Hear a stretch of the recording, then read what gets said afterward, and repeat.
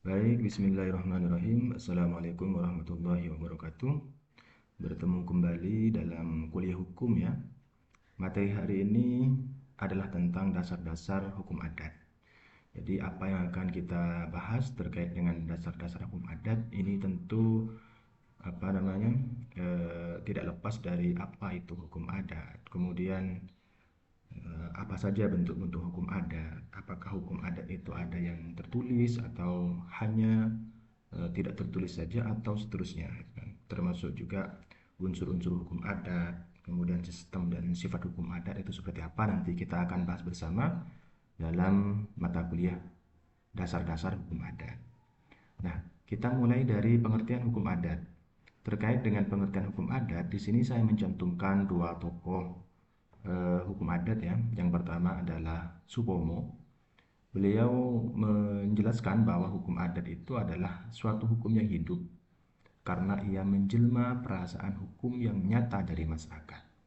Jadi bagi Supomo, hukum adat itu adalah hukum yang hidup di tengah-tengah masyarakat karena merupakan bagian dari perasaan hukum dari masyarakat setempat gitu kan.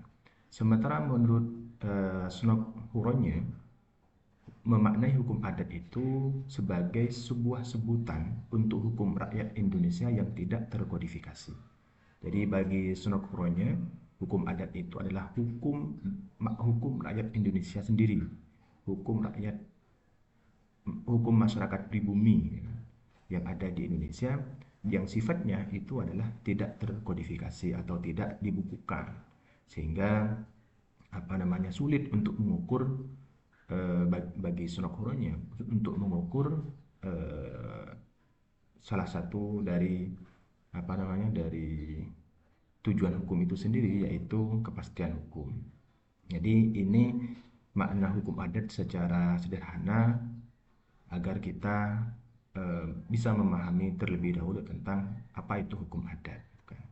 Jadi dalam konteks memahami hukum adat secara sederhana, kita bisa memahami hukum adat itu adalah hukum yang hidup di tengah-tengah masyarakat sebagai bagian dari perasaan hukum dari masyarakat itu sendiri, dan itu sifatnya tidak terkodifikasi. Kemudian ada juga Utrecht ya kan, yang memberikan makna dari hukum adat itu adalah bagian dari tata hukum Indonesia yang berasal dari adat istiadat. Ya.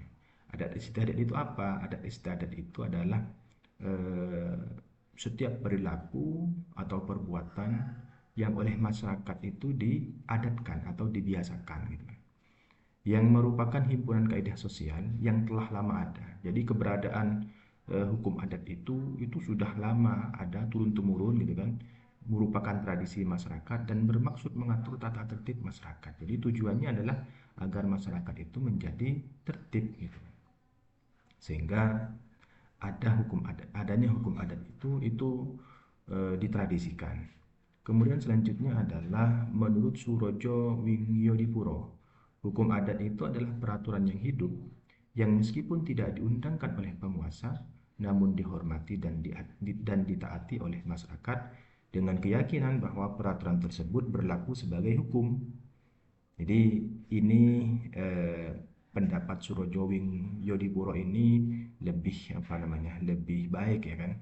Kalau menurut saya dalam memahami apa itu hukum adat. Jadi peraturan adat itu adalah peraturan yang hidup di masyarakat meskipun tidak diundangkan, dan memang tidak diundangkan oleh penguasa gitu kan.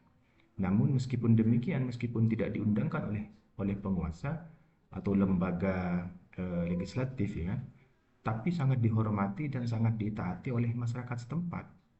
Karena masyarakat setempat memiliki keyakinan itu adalah hukum yang harus ditaati, tujuannya adalah untuk mencapai tertib masyarakat itu sendiri. Tujuannya adalah untuk mencapai kemanfaatan bagi masyarakat itu sendiri ataupun untuk meraih keadilan ya, ketika terjadi konflik di tengah-tengah masyarakat. Bagaimana kemudian bentuk-bentuk daripada hukum adat itu? Ternyata eh, hukum adat yang kita kenal ya, itu ada juga yang tertulis gitu kan. Ya, di sini saya mencatat ada beberapa hukum adat yang tertulis ya kan. Yang pertama adalah Pranata Desa, Agama Desa, dan Awik-awik di Bali. Ini sifatnya tertulis. Anger Aru Biru, ya kan? Kemudian Nawalo Pradoto. Ini yang saya temukan dalam salah satu sumber ya, bahwa ternyata ada juga hukum adat itu yang sifatnya tertulis. Namun mayoritas daripada hukum adat itu sendiri itu sifatnya tidak tertulis. Jadi tidak ada satu kodifikasi yang kemudian merumuskan norma daripada hukum adat itu sendiri. Kemudian selanjutnya adalah unsur-unsur hukum adat. Ini sebagaimana sudah pernah saya jelaskan pada bagian-bagian sebelumnya, terkait dengan unsur-unsur hukum adat. Untuk dapat dikatakan sebagai hukum adat, maka adat itu harus memenuhi beberapa syarat ini. Yang pertama adalah syarat material, yang kedua adalah syarat intelektual, dan yang keempat adalah akibat hukum. Apa itu syarat material? Di sini dijelaskan bahwa syarat material itu adalah adanya kebiasaan yang tetap atau wajib.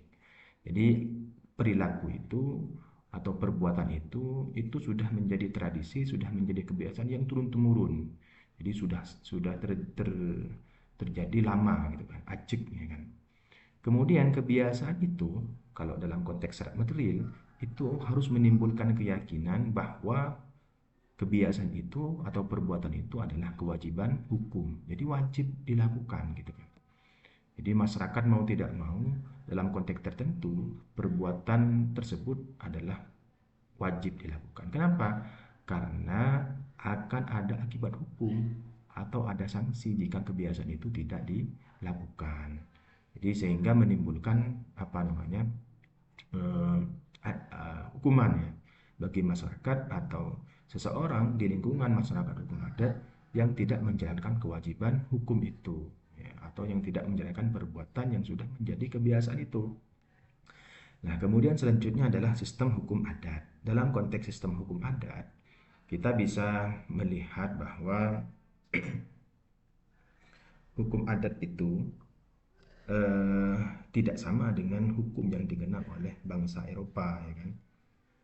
Tentu apa namanya? Kenapa berbeda? Karena bangsa Eropa dengan masyarakat apa namanya masyarakat Timur ya kan itu memiliki falsafah atau pandangan hidup yang berbeda ya kan. Berikut juga dengan sifat dan karakter bagi masyarakatnya itu sendiri. Masyarakat Eropa kita bisa melihat bahwa mereka itu lebih bersifat liberalis, ya kan, individualis dan rasionalis, ya kan. Sementara masyarakat Timur, termasuk juga masyarakat Indonesia, ini memiliki corak yang tradisional, kemudian kosmis dan tidak ada perbedaan antara dunia nyata dan dunia gaib gitu. Hidup serba ketergantungan, kemudian penuh dengan kegotong royongan. Artinya masyarakat Timur, khususnya di Indonesia, itu adalah masyarakat yang dinilai sebagai masyarakat yang memiliki kehidupan kolektif atau komunal. Nah, kalau kita kalau kita lihat beberapa sifat daripada hukum adat itu, kita bisa mengetahui bahwa dalam hukum adat itu tidak dibedakan antara hukum publik dan hukum privat, ya. Tidak dibedakan. Kemudian masyarakat hukum adat juga tidak dalam sistem hukum adat juga tidak mengenal atau tidak membedakan antara hak kebendaan dengan hak perorangan. Tidak juga membedakan antara pelanggaran perdata dan pelanggaran pidana. Jadi ini menjadi satu kesatuan. Jadi kalau ada pelanggaran ya harus diselesaikan dengan mekanisme hukum adat itu sendiri. Itu kan. Tidak dibagi ya kan, tidak dibagi dalam ini nanti yang menyelesaikan adalah tokoh A, tokoh B, tokoh C yang ahli di bidang kebendaan, yang ahli di bidang hukum publik dan seterusnya, tidak ada. Jadi tokoh adat yang akan menyelesaikan setiap persoalan yang terjadi di masyarakat itu tidak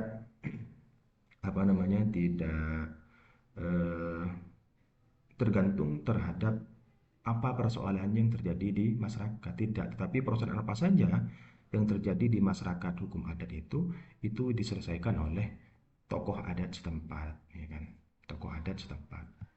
Ada juga sifat hukum adat yang lain. Di sini eh, sifat hukum adat itu adalah kebersamaan. Misalnya orang Indonesia itu hidup dengan kebersamaan yang kuat. Misalnya kalau dalam konteks di tengah-tengah masyarakat kita ketika terjadi satu peristiwa semisal perkawinan, maka tetangga-tetangga gitu kan, kemudian saudara-saudara, family dan lain sebagainya itu juga ikut terlibat dalam apa namanya mensukseskan acara perkawinan itu.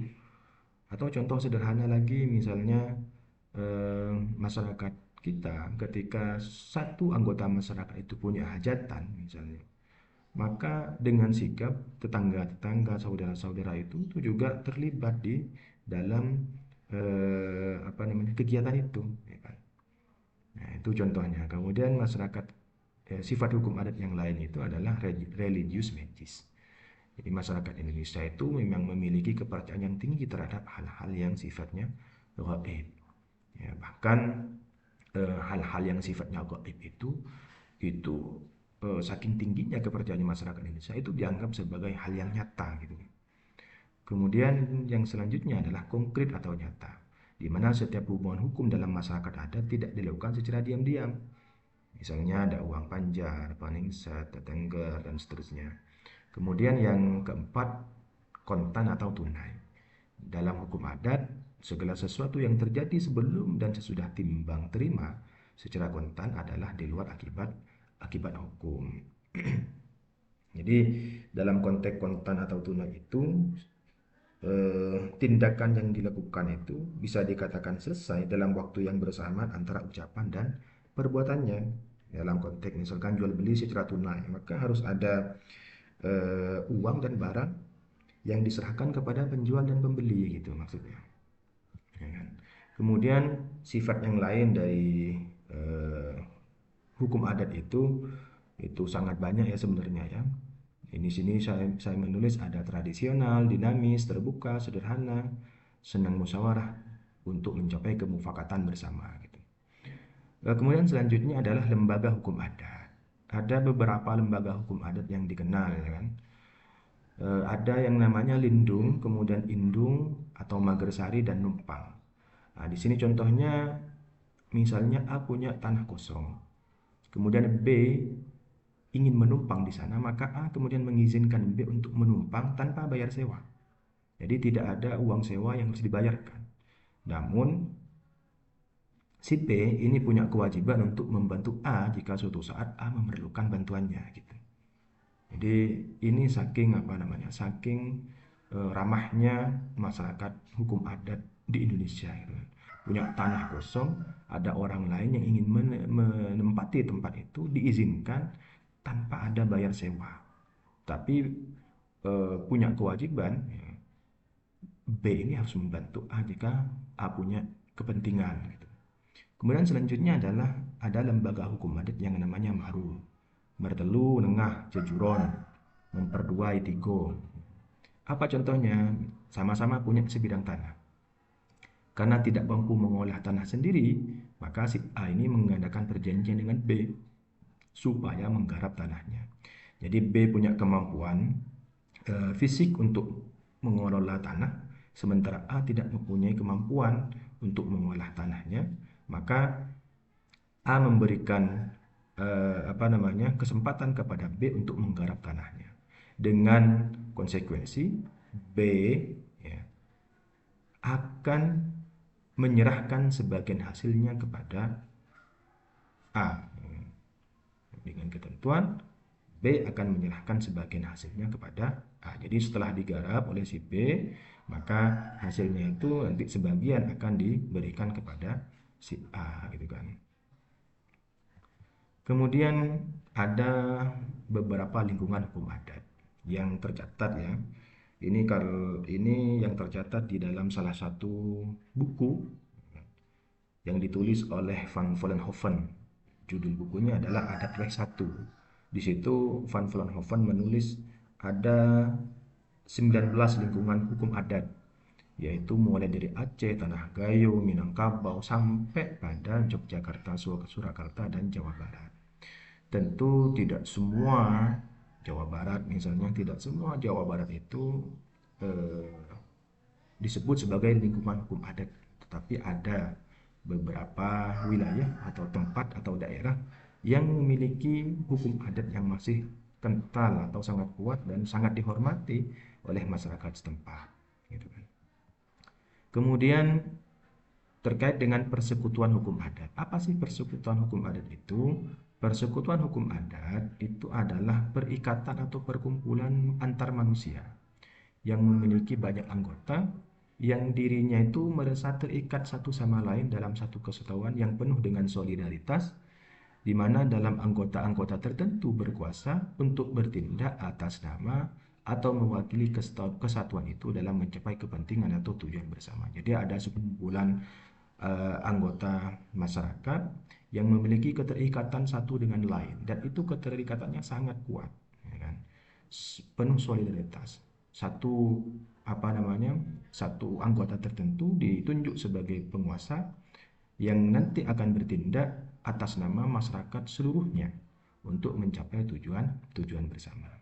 Ada beberapa faktor yang menyebabkan persekutuan hukum adat ini. Yang pertama adalah faktor genealogi. Apa itu faktor genealogi? Yaitu faktor yang mengikat anggota persekutuan yang didasarkan pada pertalian darah atau keturunan bersama dari nenek moyang bersama. Jadi ini faktor genealogi ini didasarkan kepada nasab, ya kan, atau didasarkan kepada keturunan. Jadi satu gen itu tinggal bersama, hidup bersama di situ. Sementara yang kedua adalah faktor teritorial, yaitu faktor yang dapat mengikat anggota persekutuan yang didasarkan kepada daerah tempat tinggal bersama dan tempat mencari penghidupan yang sama. Jadi meskipun dia tidak satu gen, tidak satu keturunan, tetapi karena tinggal di tempat atau daerah yang sama, mencari penghidupan yang sama di tempat itu, maka ini bisa menjadi faktor penyebab persekutuan hukum itu sendiri. Nah, kemudian ini adalah beberapa contoh daripada hukum adat, ya. Di sini saya eh, mencantumkan contoh hukum adat dalam konteks perkawinan. Ada beberapa bentuk perkawinan hukum adat yang eh, masih, ya kan, yang masih ada di dalam lingkungan masyarakat adat yang sampai hari ini mungkin masih ada, gitu. Yang pertama adalah perkawinan tongkat atau karangbulu. Nah, perkawinan ini adalah perkawinan antara laki-laki dengan adik perempuan dari istri yang telah meninggal. Itu disebut sebagai kawin tongkat. Jadi misalnya laki-laki ini menikah dengan seorang perempuan. Ternyata dalam perjalanan perkawinan mereka, istrinya yang dinikahi ini meninggal. Dan kebetulan istrinya itu punya adik perempuan. Maka ketika laki-laki mantan mbaknya dari adik perempuan, dari adiknya itu, adik istrinya itu dinikahi, maka itu yang disebut sebagai kawin tongkat. Kemudian ada juga kawin merat. Apa itu kawin merat? Yaitu perkawinan antara pria dengan perempuan yang lari untuk melangsungkan perkawinan atas kemauannya sendiri karena keluarganya tidak setuju. Jadi pria dan wanita ini menikah tanpa ada persetujuan dari keluarganya, sehingga dia menikahnya itu tidak di rumah salah satu mempelai, ya kan, menikahnya di apa namanya eh, sesuai dengan kemauan mereka menikah di mana, gitu kan. Itu disebut sebagai kawin merat. Kemudian ada perkawinan tukon. Nah, perkawinan tukon itu adalah perkawinan di mana pihak pria memberi sesuatu yang sangat berharga kepada pihak perempuan, calon istrinya, untuk melepaskan perempuan itu dari klan keluarganya dan memasukkan pada klan si pria. Jadi, sehingga dengan demikian perempuan itu sudah tidak memiliki hubungan apapun lagi dengan klan keluarganya karena sudah di apa namanya terjadi apa yang disebut sebagai perkawinan tukon. Kemudian ini contoh hukum adat dalam konteks hukum waris. Ada hukum adat dalam konteks hukum waris itu yang memiliki sistem bilateral. Bagaimana sistem bilateral itu? Yaitu sistem pembagian warisan di mana harta peninggalan itu dapat dibagi-bagikan kepada para ahli waris, biasanya terjadi di masyarakat Jawa. Gitu. Jadi ketika ada seseorang punya anak, misalkan kemudian orang tuanya ini meninggal, anaknya misalnya 5, maka harta warisannya itu biasanya dibagi-bagikan kepada anak-anaknya yang 5 ini, kan? Tidak dibagi-bagikan kepada orang lain, tetapi hanya dibagi-bagikan kepada anaknya ini, gitu kan? Dibagi-bagikan. Misalkan punya mobil, punya rumah, maka itu dibagi, ya kan? Untuk anak-anaknya atau putra-putrinya itu. Kemudian ada ya juga sistem waris matrilineal. Nah, sistem waris ini dalam konteks hukum adat adalah harta pusaka tidak boleh dibagi-bagikan kepemilikannya dan hanya boleh dibagi-bagikan penggunaannya kepada ahli waris. Ini biasanya terjadi di Minangkabau. Jadi harta waris itu hak miliknya tidak bisa dibagi-bagi. Yang dibagi-bagi itu adalah penggunaannya kepada ahli waris. Misalnya pewaris atau orang yang meninggal itu punya sebidang tanah, punya anak 2, maka tanah itu tidak bisa diklaim kepemilikannya oleh satu anak, tidak bisa. Tetapi untuk memanfaatkan tanah itu, mereka itu bisa saling bergantian. Misalnya di tahun ini, tahun pertama, itu si A yang berhak untuk menggunakan tanah itu untuk penghidupannya. Mau ditanami jagung, mau ditanami padi, atau seterusnya, ya kan. Kemudian tahun berikutnya si B, gitu kan, anak yang kedua, yang bisa memanfaatkan tanah itu. Sementara si A tidak bisa. Jadi bergantian. Jadi yang dibagi-bagi adalah penggunaannya, bukan kepemilikannya. Kemudian ada sistem mayorat, sistem waris mayorat, di mana harta peninggalan itu diwarisi seluruhnya kepada seorang anak saja. Ini biasanya ada di salah satu daerah di Bali dan di tanah Semendo. Misalnya harta peninggalan, misalkan si A ini punya anak laki-laki dan punya anak perempuan. Karena eh, menganut sistem mayorat yang misalnya menekankan kepada hak laki-laki, ya maka harta harta peninggalannya itu diberikan seluruhnya kepada anak laki-laki. Kalau misalkan di daerah ternyata harta peninggalan itu harus diberikan kepada anak perempuan, maka harta peninggalan yang menjadi warisan itu seluruhnya kepada anak perempuan meskipun punya anak laki-laki. Jadi semuanya itu menjadi hak dari anak perempuan itu sendiri. Itu yang bisa saya sampaikan ya teman-teman. Semoga apa yang saya sampaikan ada manfaatnya, dan kurang lebihnya mohon maaf. Semangat untuk belajar kembali dan sampai jumpa. Saya akhiri. Assalamualaikum warahmatullahi wabarakatuh.